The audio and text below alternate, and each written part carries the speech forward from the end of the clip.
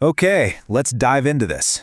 Hello everyone and welcome back. We are officially on day 17 of our revision marathon. Energy high, tension ekdam real, and with the May 24th exam literally right around the corner, this is the time to consolidate, not complicate. Today, we've got a high-yield explainer tailored specifically for you focused learners out there. We've curated the absolute most testable data from the Economic Survey 2025-26, the latest union budget, crucial polity updates, and those notoriously tricky global indices.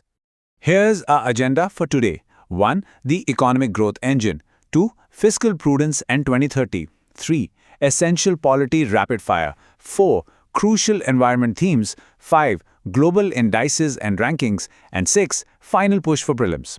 Look, time is ticking, so we are doing a strategic sprint through these 6 critical sections to consolidate your notes. सीधा point पे आते हैं. Section 1. The Economic Growth Engine. Let's kick things off with the big picture, diving straight into the macroeconomic data from the Economic Survey 2025-26 and the Union Budget. These numbers, totally non-negotiable for your prep. Write this down and highlight it. India's potential GDP growth has been pushed to roughly 7%. Now you might be wondering, is this just a random projection? No way. It is fueled by a massive structural shift. The Economic Survey points out that over 350 structural reforms have been rolled out. We're talking about massive, system-wide changes, things like GST simplification, the notification of the new labor codes, and rationalizing mandatory quality control orders. ये बहुत crucial है prelims के लिए. Understanding the why behind that 7% is just as important as the number itself. So, looking ahead to how this momentum builds, for FY27, the real GDP growth projection is actually highly specific. The expected growth sits tightly in the 6.8% to 7.2% bracket. That's a very targeted window. Remember, in FY25, the estimate was 7.4%, so what we are really looking at here is sustained, stabilizing growth, even in the face of volatile global dynamics and geopolitical conflicts. And this brilliantly illustrates the real engine behind those numbers. According to the survey, the true drivers behind this upward trajectory right now are robust domestic demand, private consumption, and a massive thrust on public investment. The government is heavily focused on building resilience, enhancing productivity, and transitioning from mere ambition to actual achievement. Keep these exact drivers in your head when you're analyzing any economic assertion questions in the exam. Section 2. Fiscal Prudence in 2030. Transitioning smoothly from pure growth numbers, we have to look at the government's fiscal discipline and their consolidation roadmap. Listen, if you remember only one fiscal target today, make it this one. The central government has set a hard target to reach a debt-to-GDP ratio of 50 plus or minus 1% by the year 2030. This is literally the cornerstone of their fiscal roadmap. It shows a serious commitment to not just growth, but sustainable growth, making sure we aren't over-leveraging our future. Now what about the states? Well, for the 16th Finance Commission period, which runs from 2026 to 2031, the big takeaway is that they've retained the vertical share of devolution at exactly 41%. Plus, look at that massive 1.4 lakh crore rupee provision specifically allocated to states for FY27 as Finance Commission grants. This includes vital funding for rural and urban local bodies and disaster management grants. This delicate balance of central discipline and state empowerment, that's a very high probability topic. Section 3. Essential Polity Rapid Fire. अब हम economy से polity की तरफ shift करते हैं. We are setting up a rapid-fire review of the absolute most essential current affairs from May 2025 all the way to February 2026. Okay, I need you to double-check your revision notes on these specific constitutional bodies today. We've seen major developments surrounding the role and appointment of the Chief Election Commissioner, which directly ties into Articles 324 and 325. Couple that with recent electoral reforms from 2025 and updates to Lokpal, India, and you have a clear pattern. These are highly testable polity themes and prime targets for statement-based questions this year. If your notes here are a bit light, make sure you fill in those gaps. Section 4. Crucial Environment Themes. Let's shift gears into the environment section. Historically, we all know this is an incredibly high weightage area. ध्यान से सुनो, these are guaranteed question areas. The environment syllabus is vast, I get it, but you've got to focus on the extremes from this past year. You need to ensure you've revised India's updated 2035 climate targets and the major outcomes from COP30.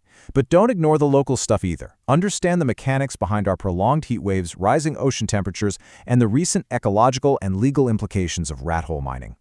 Add the newly updated Ramsar Convention sites to that list, and your bases are covered. These are specific, source-backed phenomena that UPSC just loves to test. Section 5. Global Indices and Rankings.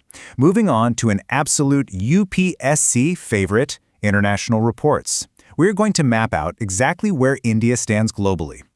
Now, what's really interesting about this slide is just how much testable data is packed in here. Seriously, take a screenshot of this table right now.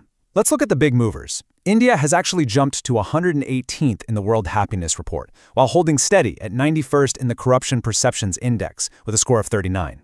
In the Global Terrorism Index, we rank 13th, showing improvement, with Pakistan marked as the most impacted. And definitely don't miss the new Responsible Nations Index. India secured a really strong 16th position there, with Singapore at number 1. Make sure you memorize these ranks. Section 6. Final push for prelims. As exam day looms, let's take a second to talk about the final strategy. With the exam on May 24th, these final days are where the marathon is won. Like, subscribe, and share this video because collective motivation is our greatest strength. Sharing high-yield material ensures the entire aspirant community stays sharp and focused. Consistency in these last hours is the bridge between aspiration and achievement. So, as you close this explainer and get back to your books, ask yourself, India is pushing for a 7% growth rate, but are you putting in the 100% effort needed to clear that cutoff?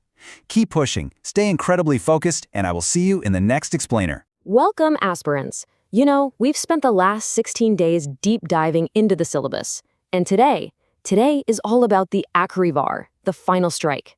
This is your Day 17 revision marathon for UPSC Prelims 2026. Keep that energy high because we are literally sprinting through the core syllabus so your quick notes are razor sharp for tomorrow's mock test. Buckle up, it's going to be an intense, high-yield ride. All right, let's look at what's on the menu today. We've got 6 massive checkpoints: Indian polity, modern history, Indian economy, environment and ecology, geography and mapping, and science and tech. Fut-a-fut, let's get right into it. Checkpoint number 1, Indian polity. We are zooming in on fundamental rights, DSPP, and the parliament. Okay, so listen up, because this is a classic UPSC trap. They love confusing fundamental rights with DPSPs. It's like a guaranteed googly every year. You've got to keep this crystal clear. Fundamental rights, they are justiciable. They are the absolute bedrock of our political democracy. DPSPs, on the other hand, are non-justiciable, but they're the engine for social and economic democracy. So whenever you're staring at a question, just ask yourself one simple thing. Is this right actually legally enforceable in a court? That one little filter? Yeah, it's going to save you from some really silly negative marks. Now, outside of that FR and DPSP zone, you absolutely must lock down these high-yield targets. We're talking parliament procedures and motions, those massive landmark judiciary judgments, the exact tenures of constitutional bodies, and of course, recent constitutional amendments. Think about the Women's Reservation Bill, right? Keep your short notes super sharp here. Highlight the specific articles, and more importantly, the exceptions. That is exactly where UPSC hides the direct marks. Moving right along. Checkpoint 2, modern Indian history. Time for the 1857 to 1947 sprint. So we kick things off with the 1857 Great Revolt, obviously, when power shifted straight to the crown. Then we hit 1885 with the formation of the INC. But honestly, the real meat of the exam, the super dense stuff, starts in 1915, when the Gandhian phase kicks off. You guys, the sequence of these movements, the parallel British policies, which exact act introduced diarchy versus which one gave provincial autonomy, this whole timeline needs to literally play out like a movie in your head. No confusion allowed. Next up, checkpoint 3, Indian economy. We are locking in on the 2026-27 budget and the banking sector. Okay, let's dive right into this. These 3 areas right here, they are basically the engine of your economy revision. First up, the fiscal targets from Budget 2026-27. What exactly are those deficit numbers trying to tell us? Second, we've got inflation and the RBI's latest repo rate trends to manage all that liquidity. And finally, and pay attention because this is the absolute standout this year, the VBG Ramgoolam banking overhaul framework. You need to know its core components inside out and especially its macro impact on NPA resolution. These are the exact things that fuel those tricky statement-based questions. All right, we are halfway there. Checkpoint 4, environment and ecology. Let's talk biodiversity and climate summits. 107. Now, this isn't just some random heavy number. It's literally the total count of our national parks. So, do you need to sit down and memorize all 107 of them the night before the exam? Absolutely not. No way. But you definitely must know the ones that have been constantly popping up in the news over the past year. Which states are they in? What rivers flow through them? What are their flagship animals? Oh, and please make sure the geographical boundaries of India's 4 biodiversity hotspots are burned into your visual memory. And then we get hit with another pretty alarming figure, 73. That's how many critically endangered species we have in India. Their natural habitats and the main threats they face, absolutely high-yield stuff. Beyond the species, you've got to lock down the latest updates from the global climate summits. I'm talking specifically about the pledges from COP30 to 33. Knowing those exact timelines and India's updated commitments is pretty much the final pillar of your environment revision. Keep it solid. Moving on to checkpoint 5, geography and mapping. Let's look at India's physical features. Guys, honestly, consider this your ultimate geography cheat code. When it comes to rivers, please don't just memorize the origin and the mouth. You've got to map out the right and left bank tributaries and exactly which states their basins touch. Next, rare earth elements. These are a massive deal in global geopolitics right now, which means knowing exactly where these mines are located in India is a super highly tested pattern. And finally, get the latest ISFR 2023 data locked in. You need to know exactly which states saw drastic changes in forest cover and, of course, the current status of our mangroves. And here we are, the final stretch. Checkpoint 6, science and technology. Future tech trends. Focus your remaining energy right here on these 4 core pillars. First, space missions. You need to know the specific orbits and the primary objectives of the recent flagship launches by ISRO and NASA. Second, artificial intelligence. Get into the nuances of generative AI and the new national AI initiatives. Third, biotechnology. Keep track of those groundbreaking advances in CRISPR gene editing and mRNA platforms. And finally, defense tech. Make sure you've noted the exact strike ranges of the new hypersonic missiles. The real trick here is to simply link these emerging technologies back to their basic fundamental applications. That's how you confidently eliminate those tricky options. Boom, just like that, we've rapidly navigated all 6 core checkpoints. You've basically just fragmented your brain's hard drive today. But listen, the real test is still ahead of us. Ask yourself right now, are you ready to crush the Day 18 full-length mock? Because tomorrow is pure simulation. You need to aggressively test everything you've just consolidated under actual real exam conditions. Trust your quick notes, keep that momentum incredibly high, and give tomorrow's mock test everything you've got. Keep grinding, keep learning, and I will see you on the other side.